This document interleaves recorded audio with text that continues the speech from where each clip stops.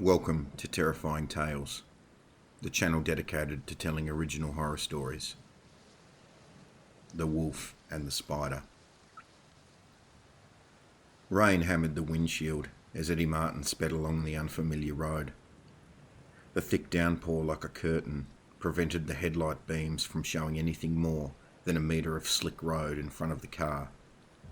The tyres struggled to keep the car in a straight line as Eddie wrestled the wheel to react with each twist and turn. Eddie had no intentions of slowing down. Seattle was still a long way away, and there was a job interview waiting for him early the next morning. The sliding tyres carried over the sound of the falling rain and gravel tones of James Hetfield's voice playing over the stereo. It was pure luck Eddie was riding to keep the car on the road. The dividing line flashed beneath the front wheels of the car. The trip from Portland on the I-5 would have taken maybe 3.5 hours in this weather, but fate had intervened. Traffic was at a standstill after a nasty accident. After waiting in gridlock for over an hour, Eddie was told the road would be blocked for most of the night. Never one to give up without a fight, Eddie had pulled into a nearby gas station to figure out his next move. It was while inside he overheard a conversation about a service road, nicknamed Wolf Lane. The young couple discussing the road were arguing. "We'll bypass the accident and be back on the I-5 in an hour, tops," the guy said. The girl crossed her arms. "Tell me you're kidding." "No, I'm not," the guy replied. "Wolf Lane? You can't be that fucking stupid. People go missing on that road all the time." "Says who?" the guy asked, a smirk forming on his lips. "How do they know that's where they went missing, if anyone's even gone missing?" "It's true," the girl declared, clearly annoyed that she was being questioned. "My cousin Sandra's friend's brother went missing there last year. Plus, it's a full moon tonight. It's only gotten worse out there since that rock fell out of the sky last September." The guy laughed. He grabbed the aisle shelf to hold himself steady. "Excuse me," Eddie interrupted. "Where's the road you're talking about?" The guy choked back his laughter. "The exit's 1/4 mile back. Take it. The road is the only turn-off heading back towards Seattle. You can't miss it." Eddie left the couple to argue and drove back along the I-5. That was 30 minutes ago. Eddie considered he was past the point of no return, counting himself lucky to have made it this far on the old road. The four-wheel drive came out of nowhere. Eddie hit the brakes. The tyres slid along the slick road.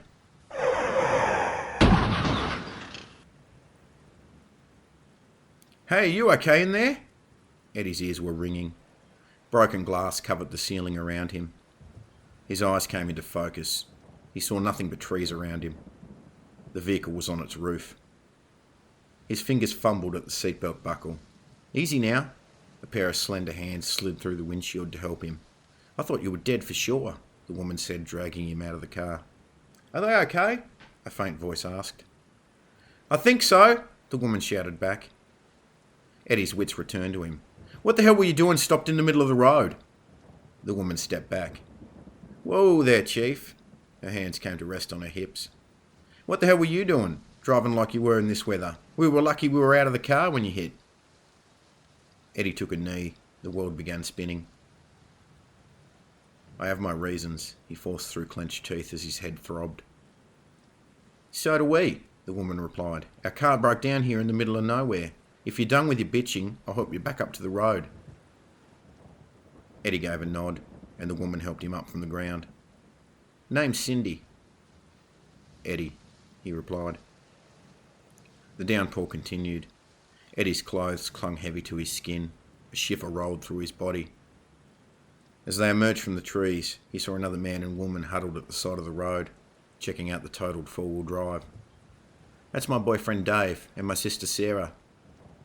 "Way to go, Lightning McQueen," Dave sneered. His fists were clenched by his sides. Eddie didn't care. "Yeah, almost as good as your parking job, Einstein." "What?" Dave stormed across the road. Cindy stepped between them. "Enough!" "Do you have a phone?" Sarah asked. Her blonde hair matted to the shoulders of her designer jacket. Eddie patted his pocket. Yeah, I do.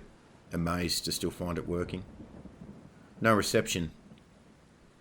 The hope drained from Sarah's face and settled for a sour pout. Dave threw his hands in the air. Just perfect. We've got to be miles from anybody and no way to call for help. Someone will come through this way, Eddie said. Dave laughed. Well, we've been stuck here for 2 hours and you're the only other car that's come along the road. Given how well that went, I'm not sure I want another one to come through in the rain. Then we find a phone, Eddie snapped. Dave laughed again. Oh, how stupid of me. I should have remembered there's a payphone bank just around the next corner. Someone's got to live around here, Eddie muttered. Beats standing around here. His boots sloshed through the water on the road as he walked away. He's right, Cindy said. We should go with him. Sarah shook her head. No fucking way. I've heard the stories about this road. I don't want my photo on milk cartons. Jesus, Cindy muttered. It's not the 80s, sis. They won't put you on milk cartons if you go missing. Fuck that guy, Dave said. Let him go. The only smart thing he said was that someone else will come through here eventually. I doubt they'll be as stupid as him. They'll be driving to the conditions. Well, I think we should go with him, Cindy said. No one's stopping you. Dave pointed his arms in the direction of Eddie. I mean, I'm only your boyfriend, but sure, go chase off after the guy who tried to kill us. Cindy folded her arms across her chest. It's like that, is it? Dave nodded. Fine, whatever. Cindy chased after Eddie. Eddie's hair stuck firm to his forehead as the rain pounded down. His head throbbed from the crash, but he seemed to be whole. It struck him as pretty remarkable that he made it out of the wreck in one piece after catching a glimpse of what remained of his car. Anger poured through him as he walked. Leaving the car dead in the middle of the road in a storm was one thing. Dave turning out to be a complete arsehole about it shouldn't have surprised him. Getting away from them was the only thing that made sense to him. Would he find anyone on the quiet road? Eddie didn't care. Being away from a moron like Dave made the walk in the rain worth it. Eddie's body tensed as the footsteps carried over the rain behind him. Cindy's feet sloshed through the water cascading over the road. Wait up! She doubled over in front of Eddie, hands on her knees. Cindy's ragged breathing louder than the falling rain. Even in the downpour, Eddie could tell she was pretty. Soaked to the bone doesn't affect pretty on someone like Cindy. A girl like that being with an arsehole like Dave was a surprise. Just let me catch my breath before you keep going, will ya? What about your boyfriend? Eddie asked. Can't imagine he's too thrilled with you coming with me. Don't worry about him, Cindy said. Slightest hint of a smile formed on her lips. He'll get over it pretty quick when we get help. The pair started walking along the road. What brings you out here anyway? She asked. Eddie wasn't in the mood for small talk. Job interview tomorrow morning in Seattle. Ooh, exciting, Cindy replied. What's the job? Doesn't matter. I won't be getting there anyway. Eddie was done answering questions. He decided the best approach was to ask some of his own. What about you? What are you three doing all the way out here? Oh. The question caught Cindy off guard. Dave and I were heading to Seattle to see his parents. My sister tagged along. Normally Eddie would have left it. It wasn't his style to pry. The rain was cold, but Eddie wasn't sure that accounted for the frosty tone in Cindy's voice. Did you not want your sister to come with you? There was a pause as the sound of their footsteps and falling rain filled the silence. Don't get me wrong, Cindy began. I love Sarah, but... But what? Every time Dave and I try to go anywhere, she invites herself. Cindy ran her hands through her waterlogged hair. I can't remember the last time Dave and I went anywhere alone. Why don't you tell her to back off? I've tried to, Cindy replied, a hint of frustration creeping into her voice. Dave always takes her side. Eddie smiled, happy he'd correctly labelled Dave as an arsehole. There was a break in the tree line through the rain. He almost missed it. A dirt driveway carved its way up from the road. The trees either side overgrown, with barely enough room for a vehicle to drive up. This was all punctuated by a battered silver mailbox overflowing with mail. Although it didn't look very promising, They didn't have many options to choose from. Eddie pulled at Cindy's arm. Maybe we should try here. I thought you were going to tell her about us, Sarah muttered, her side eye frostier than the rain. Dave wasn't in the mood. Give me a break, Sarah. I was going to tell her on this trip if you hadn't tagged along. Sarah's laughter echoed along the road. You were going to tell Cindy at your parents' place and then drive all the way back to Portland in a car with her. Yeah, sure you were. It's not as easy as you think it is, Sarah. I mean, why tell her when you can have both of us, right? Sarah turned her back on him. I'm such an idiot. You're clearly spineless. What self-respecting man would let his girlfriend wander off with a complete stranger on a deserted road? Anger crept into Dave's tone. Cindy's a big girl. She can make her own decisions. Dave stormed into the woods beside the road. I'm going to take a piss. Sarah held her trembling body standing alone on the road. The wrecked four-wheel drive beside her. The back door appeared unscathed. Sarah pulled the door open and pulled herself inside.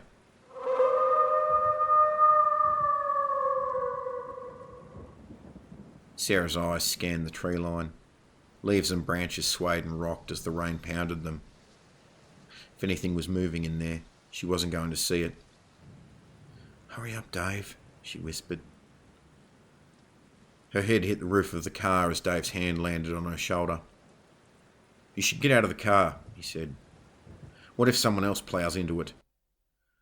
Sarah's heart rate settled. Between that and getting out of the rain, I'll take my chances. Then move over. Dave climbed up beside her. Sarah's eyes remained on the tree line. Did you hear that while you were out there? Hear what? Dave asked. Sarah rolled her eyes. The howling. No. Dave tickled Sarah's stomach. What's the matter? Did you get scared without the spineless man to protect you? Sarah stifled a giggle. I'm sorry. I'm just jealous, I guess. She leaned across for a kiss. The car window exploded as Sarah was dragged, screaming into the tree line. Dave jumped out. Sarah! Sarah's scream was already far away. Her cries turned into incoherent screams as a roar joined them.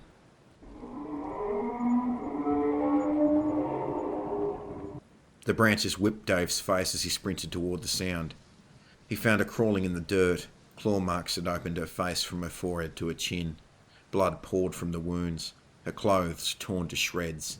Her white coat covered in blood. Sarah's left leg was missing below the knee. Blood trailed behind her, mixing with the fallen rain and dirt. Jesus, Dave breathed. Sarah tried to speak, but it came out as a gargled mess. He knelt down and held her trembling body. Pain like hot iron filled his arm as the claws ripped through. Dave rolled away as Sarah's screaming body was dragged away into the darkness. He picked himself up and gave chase. His boots caught as he stumbled through the mud. Sarah's body was lying in a pool of blood when he found her again, her pupils dilated and her breathing shallow. The shadow flashed past, followed by intense pain. Dave staggered back as his stomach opened. His hands fumbled to hold it together as the warm, sticky blood drenched his hands. In shock, he fell back against a tree and slid to the dirt. The shape stepped to Sarah.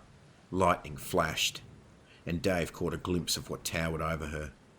Disbelief clouded his mind. The beast let out a triumphant howl.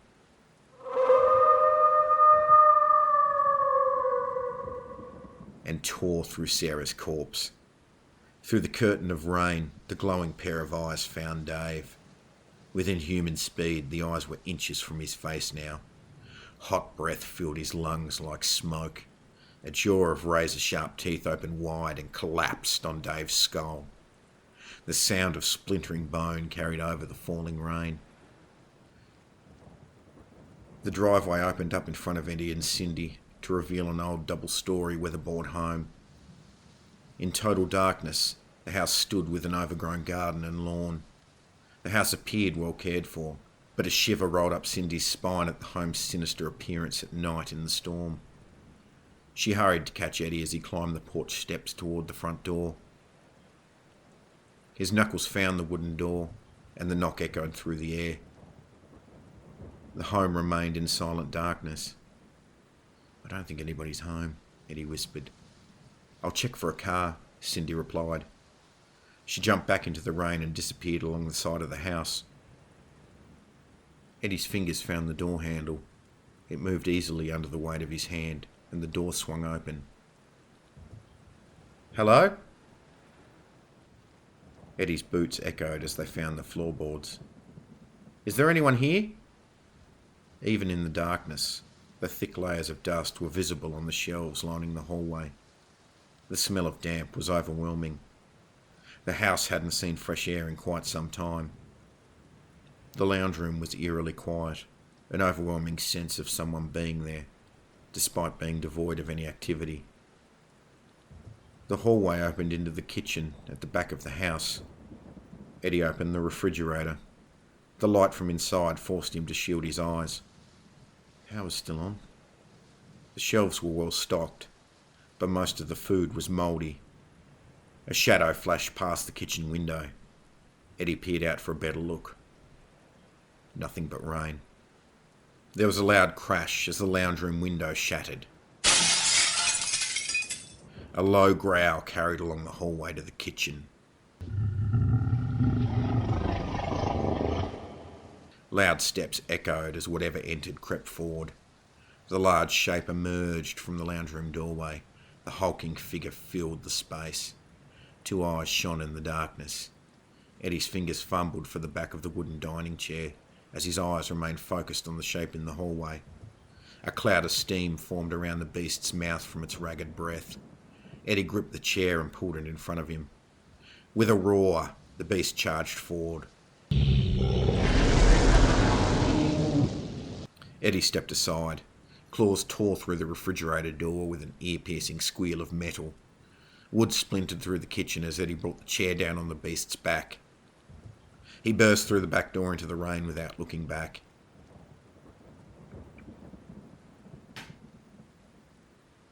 The barn doors were ajar. A dim glow seeped along the driveway as Cindy crept forward. "Hello?" Cindy brought her hand up to shield her eyes from the rain. "Is someone in there?" Rusty hinges groaned as she pulled the old wooden door open. The ground felt spongy beneath her feet. Her eyes struggled to adjust. The dim glow was coming from the back corner. It did little to light the rest of the barn. A feeling of being watched from the shadows washed over her. The spongy floor was sticky between her feet, like walking through wet mud. Rain poured into the barn where the corner of the roof had collapsed. Beneath the hole, Cindy found the source of the glow. A stone the size of a football emitted a dull yellow light. Her mind spun as it struggled to comprehend the large shapes in front of it, wrapped in the same grey spongy substance that covered the floor. As her eyes adjusted, she noticed the same substance covered the walls and roof in thick, chaotic patterns.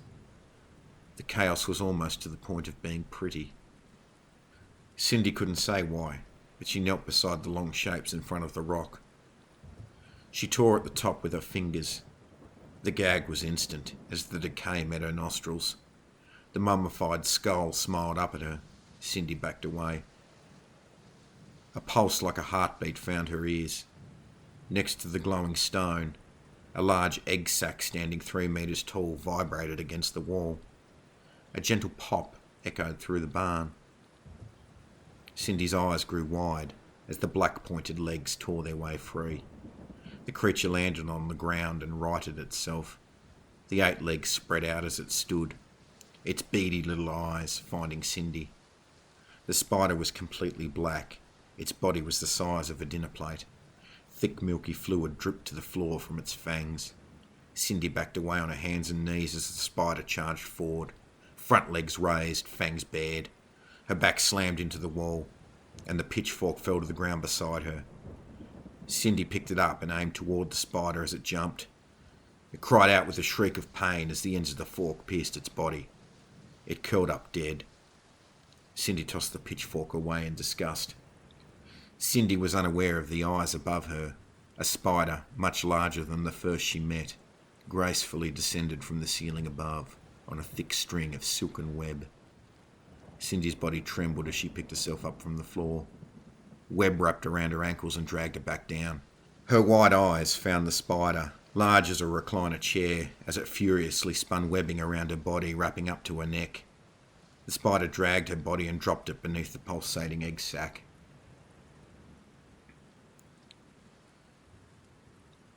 Eddie turned back to see the beast launched from the back door into the yard. His mind told him he was crazy, but Eddie knew what he was looking at. The wolf stood upright on two legs. Lightning tore through the sky. Dark fur covered the wolf's body, only broken up by a large clawed scar that ran diagonally across its chest. Its eyes found Eddie. The jaw filled with razor-sharp teeth seemed to grin in his direction. The wolf cocked its head skyward with a howl.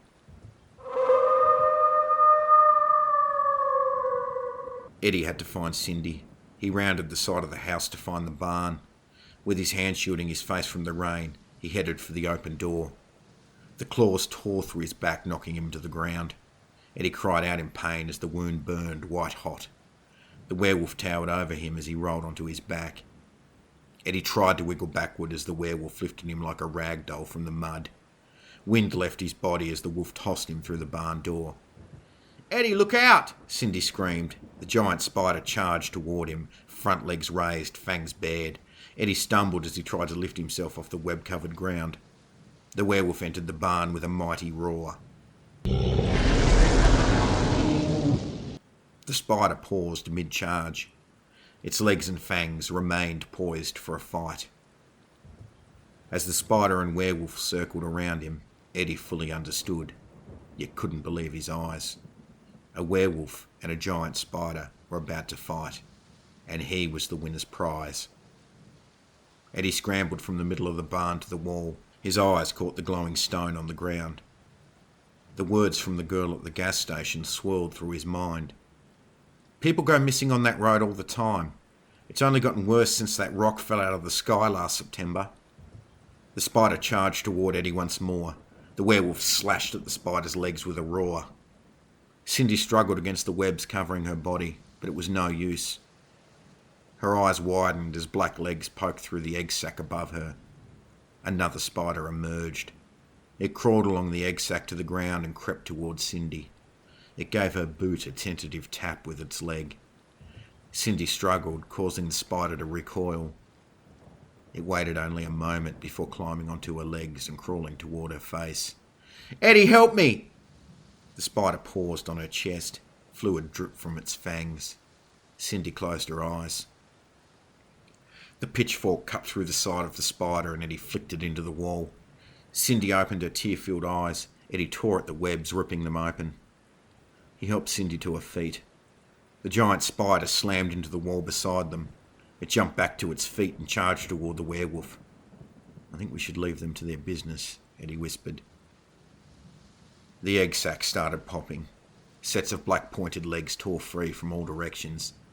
A kerosene lantern sat on the workbench with a box of matches beside it. Cindy grabbed the lantern and smashed it against the egg sac. Eddie lit a match and tossed it.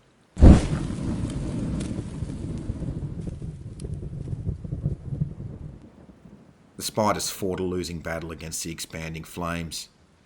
The fire spread quickly through the webbing covering the rest of the barn. Smoke filled the air. Eddie grabbed hold of Cindy's arm and pulled her toward the door. The werewolf's claws ripped across his chest, dropping Eddie to his knees. "Come on, get up!" Cindy screamed, pulling at his arm.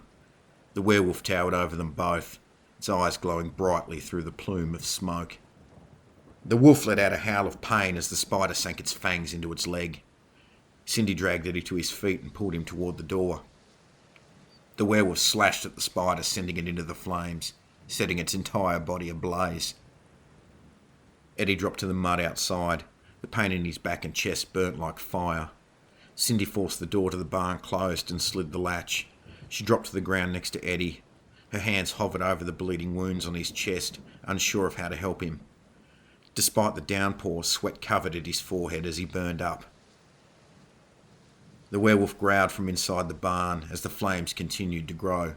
Wood splintered as its claws tore through the panels of the door. "It's going to get out," Cindy realised. An axe sat on a chopping block beside the house. Cindy pulled it free and positioned herself between Eddie and the barn door. The wolf ripped through the door. Its body burnt. It lowered its head and stared Cindy down. Her fingers tightened around the handle of the axe. A burning shape dropped from the top of the roof onto the werewolf's back and sank its fangs in. The werewolf thrashed around, unable to shake the giant spider loose. With a groan, the werewolf dropped face first into the mud. Cindy was caught off guard. Despite the burns, the giant spider still possessed great speed. Cindy fell over backwards as the spider charged. The axe flew from her fingers and hit the ground with a thud. The spider continued forward to attack. Cindy covered her face with her arms.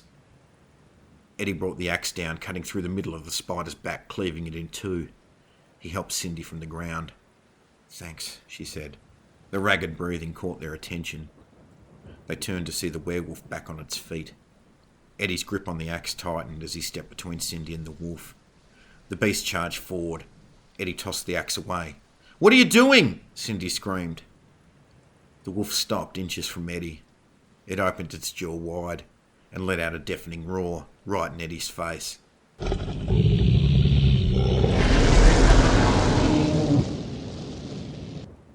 The wolf's eyes studied the wounds on Eddie's chest, and it sniffed the air. The wolf turned and bounded back toward the tree line. It turned back one last time.